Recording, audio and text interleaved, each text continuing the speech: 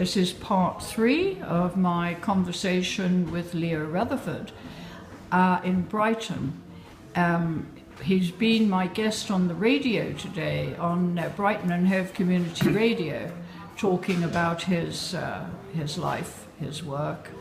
And now we're continuing. So, Leo, it was 1978 and you were in San Francisco. Very odd, because I was in San Francisco for 3 months in 1976. So, tell me what you did and how it influenced you.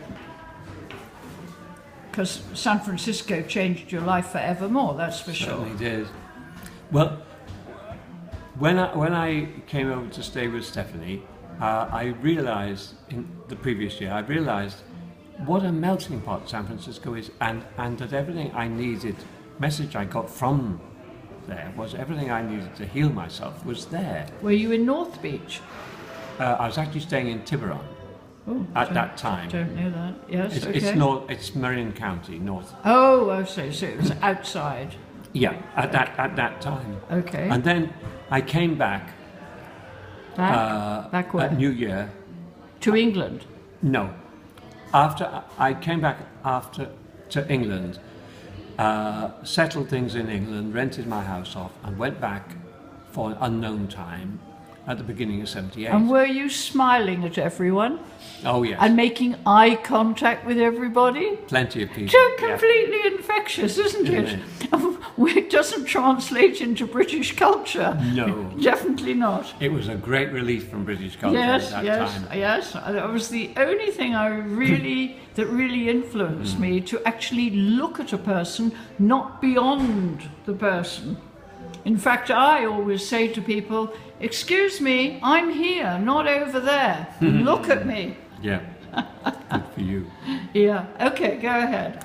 So I signed up to do what was then Hoffman Process, which is a deep workout of first 12 years of your life. I've done that too. The Hoffman Process. Yes, it's now Hoffman. Yeah, they didn't use the word Fisher. Well, originally, Dr. Fisher and Bob Hoffman were friends. I see. Dr. Fisher died, and he dictated, the story goes, over 4 nights, this process to Bob Hoffman, who was still alive. Oh. And worked as a tailor and also part-time as a psychic.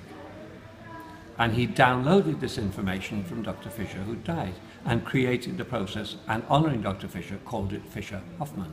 Okay. But later, Fisher's family didn't want to be associated with it and asked him to drop the Fisher, so it became Hoffman Process. Okay, interesting. But in those days it was 3 months, and before I ever started it, they sent me a pile of paper in the post, lists of negative traits. Yeah, I remember you had to fill everything in before you went. 541 negative traits in 19 categories, column for mother, column for father, column for anybody else who's important, and a column for the very special ones. Don't quite remember all that, yes. I remember there was a lot of homework before you started. So by the time the process starts, they've got your number. Probably your tax number. They don't have to ask you questions. Yes, got it. Okay, wow. So what were your negative traits then? Oh, Lord, yeah. Well, you obviously don't have them anymore. Well, most of them anyway. I mean, absolutely crappy self-esteem. And my anger was all bottled up. My power was bottled up. My tears were held back. Of course, I was exactly a standard pubic school. Yes, walking. I was a walking wounded. You know. Yeah. In Walking a Dead, cage. you mean? Walking Dead in a cage. Yes. But knowing yes. that I needed to and could wake up. Right. But that I had to do everything until I succeeded in waking up. And did you keep in touch with Stephanie? No. I lost touch sometime later. Oh. I mean, I was there for 5 years. I kept in touch with her all that time. Yes. The relationship actually cratered at the airport. What, at the airport? It cratered. This is a funny story. I came back to meet her and go away for New Year. Okay. She got off another plane where she'd been skiing with another bloke. Yes. Was she your girlfriend? Yeah. Oh, I see. Okay. Yeah. And that rather sort of Oh. a bit put a Okay. Yes. bit of having had a kind of honeymoon with her. It put rather a shadow over the relationship. She was a two-timer. Yeah, but Oh, we became friends, and we were friends. I've lost contact with her now. Okay. But she influenced your life, that's for sure. Well, she acted as a go-between, yes. Yeah. Catalyst. The catalyst. Which is really great. Right. So, what did you learn in San Francisco? Life, the universe, and an awful lot of things. The University of Life. University of Life. The next thing I did was I got to workshop with Gabrielle Roth at Esalen.